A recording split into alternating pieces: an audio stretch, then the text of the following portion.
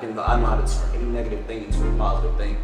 Whether it's if I'm dancing in the mirror in the morning, they like, nah, he making thirst trap, but nah, I'll be like, nah, I'll be vibrating. Like, you know what I'm saying? Like, nah, it's now everybody like, man, I need to see that every morning, man. I need it uplifting. I already been here. I feel like the stars are all aligned. I don't even know fear. I just wanna take my time and grow like a rose. Just know that I ain't never gonna stop. I'm like a rose trying to grow. Just know that I ain't never gonna stop. No. Welcome to Distinguished Gentlemen. I am your host, Deshaun, back at it again. But I have a guest with me, so anytime I have a guest, I call it Undefeated Minds. Because it's not about me, it's all about my guests, you know what I'm saying? I'm picking their brain, trying to figure out what they do. You feel what I'm saying? I gotta introduce my boy. Y'all have seen him before.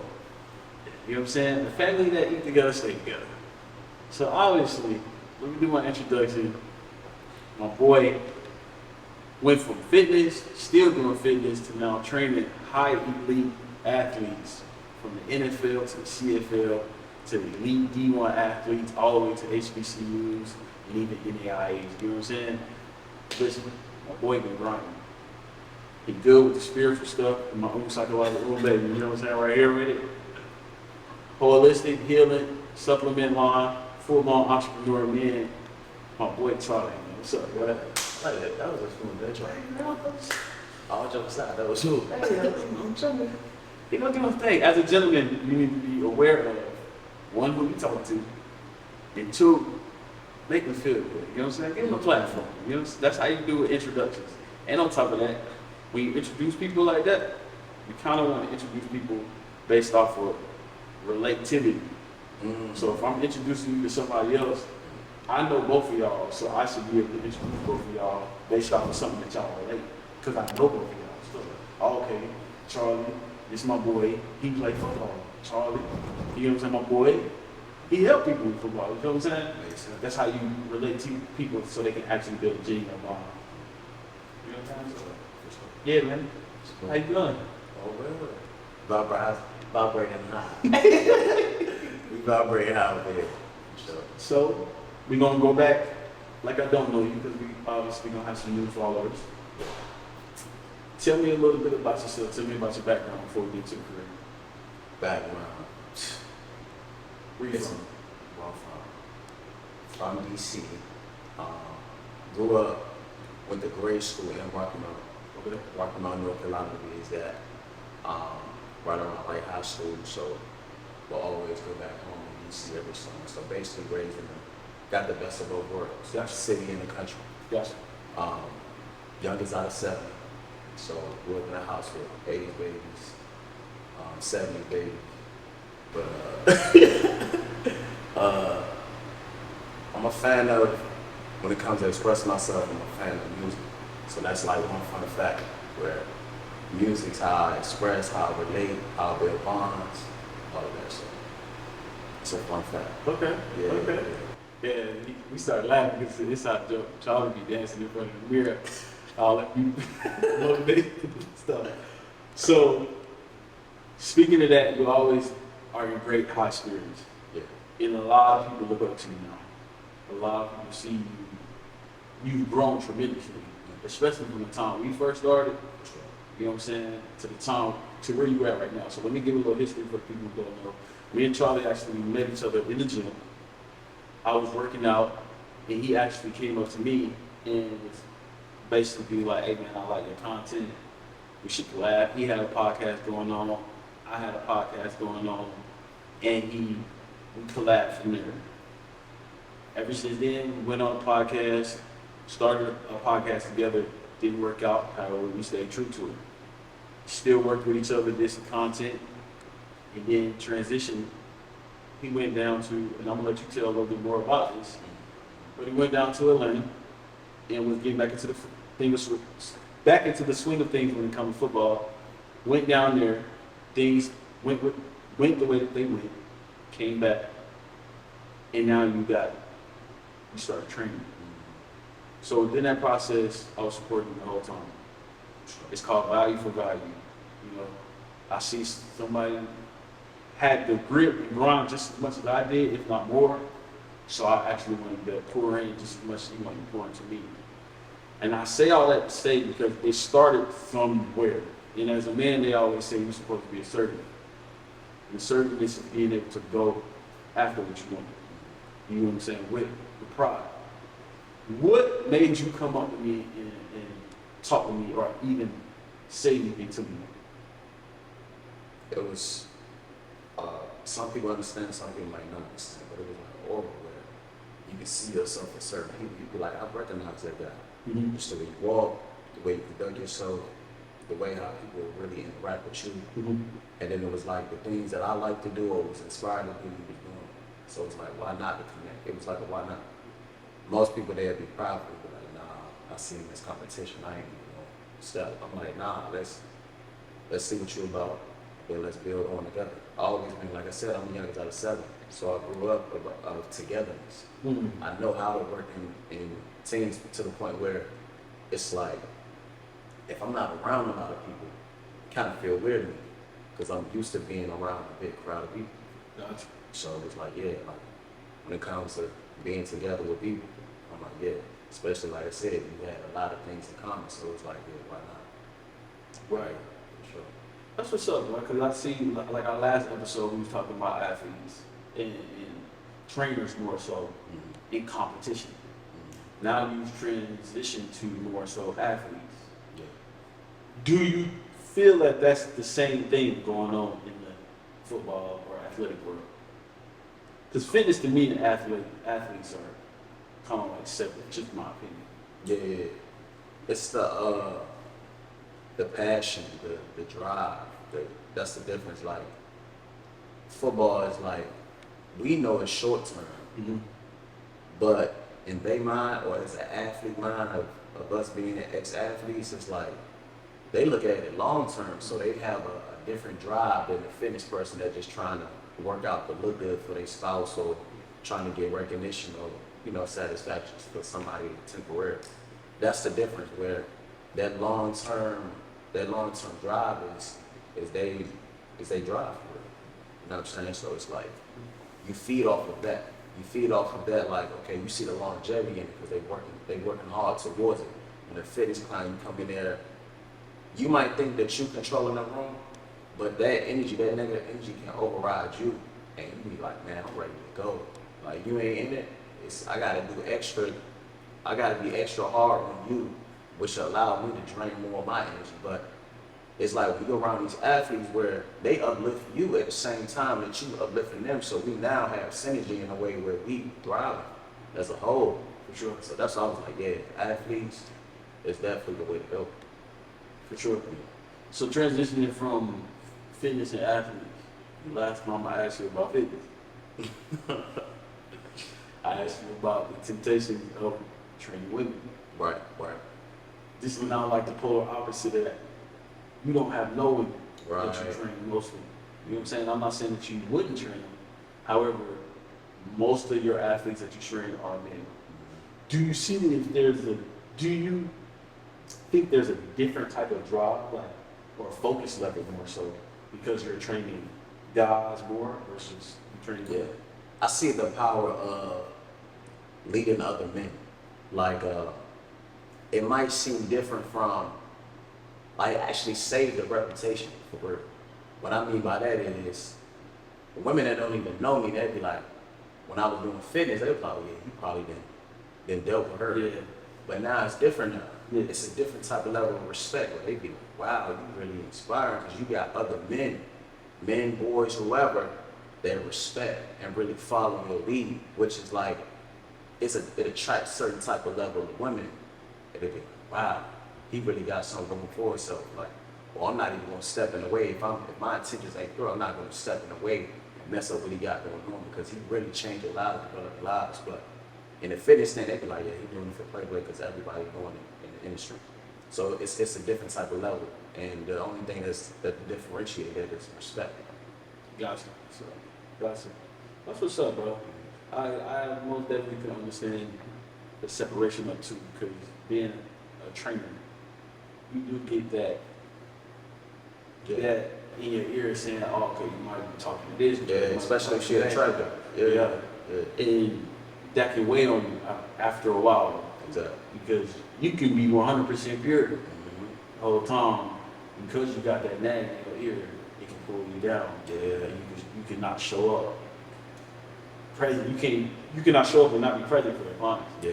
So, Yeah. yeah, bro. I most definitely, and I can see your drive change too. Like, Yeah, for sure. the passion on it is a lot more. You look at home. Yeah. You look comfortable. Yeah. It was like when in the fitness, I was more like forcing myself, or it was like, yeah, I can do it. It's like a skill versus talent, where I will myself into it. Mm-hmm. When like you said, I'm at home where it's like, now I'm a kid again. I'm at my playground where I get to create, I get to be innovative, I get to really take myself, I get to, how you said it, astral project. Yeah. I get to take myself outside of myself and actually look at them and be like, man, like, nah, I can be you in this moment. Yeah, then just really meet you where you at and just build you up. And that's where the respect level come into play. It's like, man, I get to be on a different world. I don't gotta worry about problems, stress, struggle, nothing. I can just be there, be present. And that's what I enjoy about it. Really. That's what's up, bro. So how do the guys interact with you? Because I know, like, in the fitness industry, a lot of guys' egos be bruised when you tell them, oh, okay, you can't lift that weight.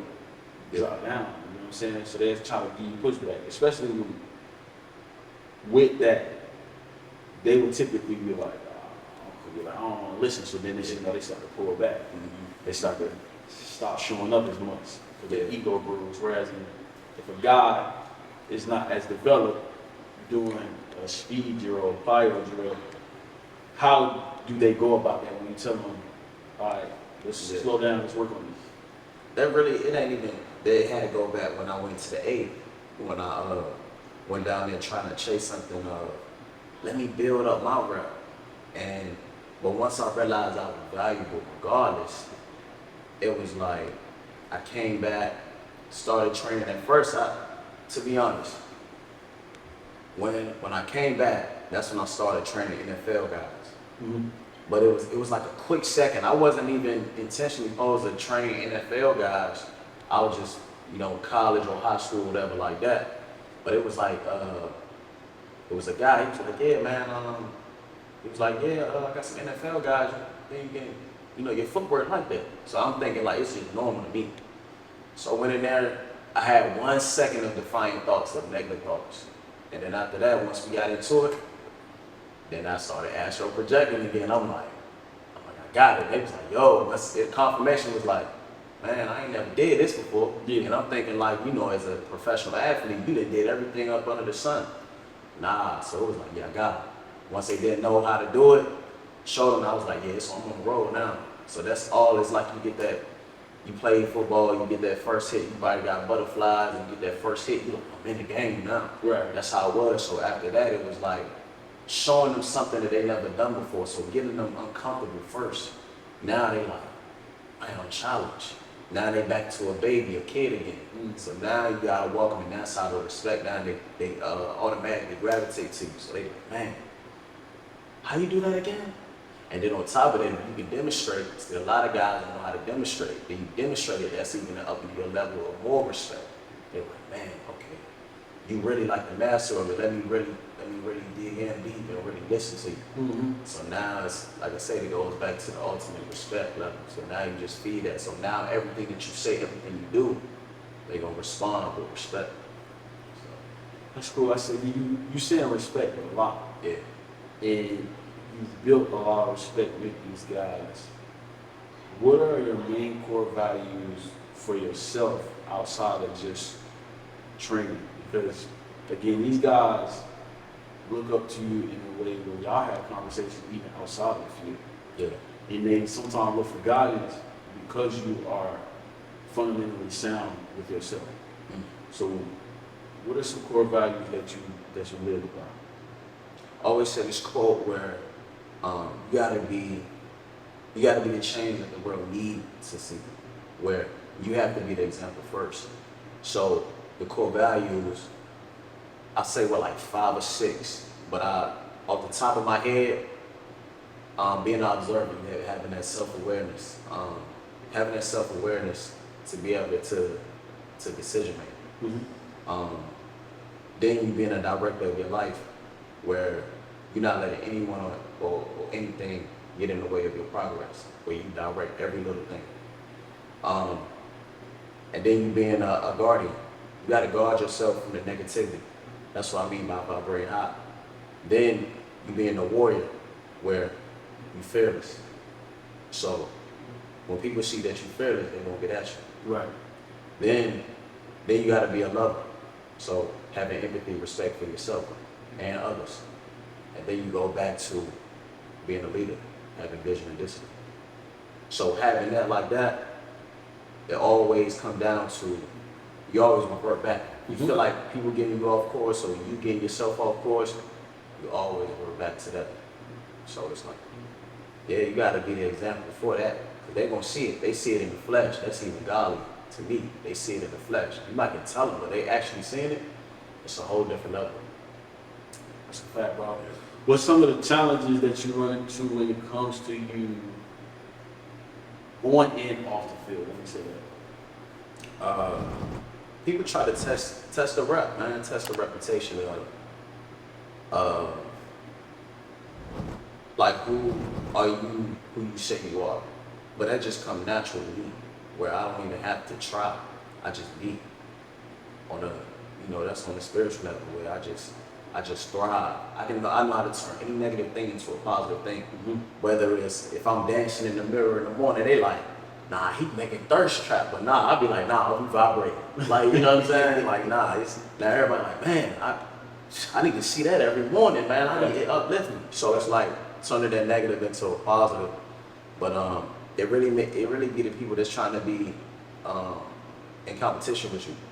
The ones that's truly inspired. I say sometimes you gotta watch the inspired ones, not the one, because they don't even have the genuine respect, but they just inspired to the fact that they want to be your competition. Nah, I said it. But yeah, with that it's just I don't see any other challenges because it's all self versus self at the end of the day. So what's the challenge for yourself? Like, what is the challenge that you had and are having to overcome? So far in the moment where I forget the structure. Yeah. I forget the structure and I'm so deep into it. You've been on his ass about For sure. scheduling. All them athletes that he be working with, all y'all athletes, stay on top of him. Yeah. Y'all need to be setting y'all time blocks.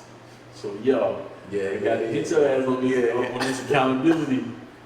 But continue, keep going. All coaches need that accountability for sure. Facts. Nah, I love that you do that though, for sure. But yeah, man, it's like it's where you being so present in the moment and you don't see how big you can get. So I'm like, man, like I know, like I'm doing everything to grow, but I'm not really preparing myself to see how I can see the big picture, but the steps in between. But that's when team come into play. Doing everything by yourself is too much. You're human, yeah. You're human at the end of the day. You might be superhuman, but it's human in there. All right, so you brought up team. Obviously, we were working together as a team. Yeah. What is the transition from going from individually to now working with a team? Like, what's the difference in between that? It's challenging, but it's also a stress relief. Where I know that I have a group of people that I can just let the great things or the good feedback that I get or ideas that I get, I can just be like, man, you go straight with them. Because I always have something that I want to get out of. Because everybody asks me, hey man, what's new? And sometimes you tell the wrong person, it can block the blessings. But when you come to the team, it's like, hey bro, I got this, this and this. So now we can do this. Yeah. And then we all feed off each other's energy, be like, yeah, we can do it. Yeah. You know what I'm saying? That's more fulfilling. Yeah, that's really a fulfillment for real. For sure. I like to call it like watering each other's plant. Yeah. You know? One thing about transitioning from working by yourself to working with a team is being used to getting feedback when you mess up and not taking it too personal. you shouldn't take it personal at all because y'all actually got a common end goal.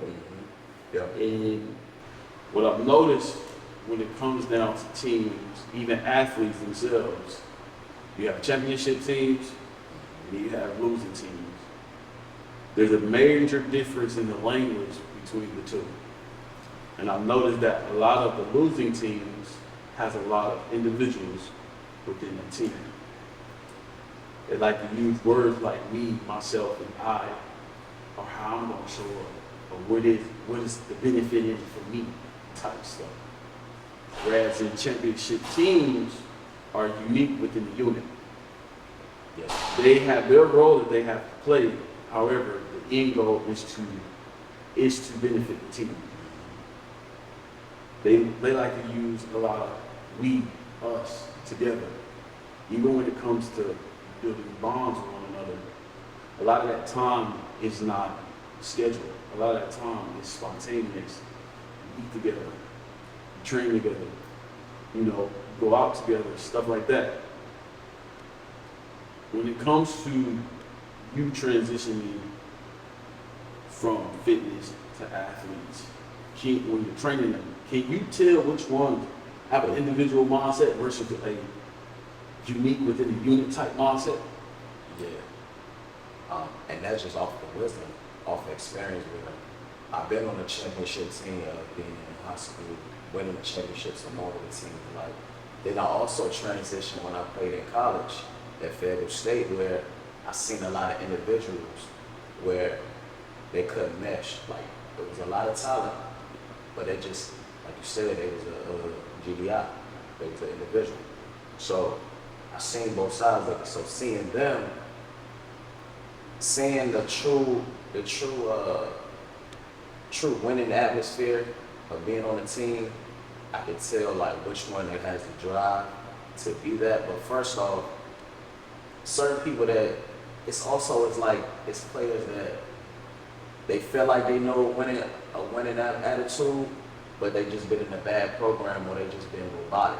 See, when we won as a team back in grade school, where everybody was unique, everybody embraced everybody's differences, not off of like too much structure. So that's why when it comes into training, where I kind of expose that, I'm like, nah, find yourself inside of the drill and then complete it. Now, when they see that, everybody like, oh, I'm gonna find myself. I'm gonna get to the same result, but I'm gonna do in my way. But we always, just like we working as a team. Mm-hmm. We gotta get to 10. Mm-hmm. Mine 1 + 9. 1 + 9. Yours 5 + 5. But the goal is still 10. Mm-hmm. Certain people, they don't see that where it's like they not like, nah, I'm gonna try to get to 12. I'm gonna do better than you. But nah, like you really you're trying to get to the same place. So make sure you work to get to the same place, but also embrace that other person beside you. The ones that's really leaders and the ones that go with that, they'll get to the destination, but if they see somebody else struggling, they'll help. Yeah. That's the difference where a player or an athlete, he just gonna get to the destination and leave everybody else behind. Yeah. That's the difference. That's the difference. Like, get where you need to get to, and then help people along the way.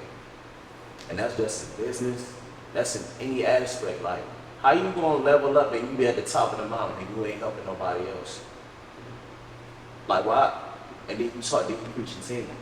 Nah, get there, help other people too along the way. That's really the difference.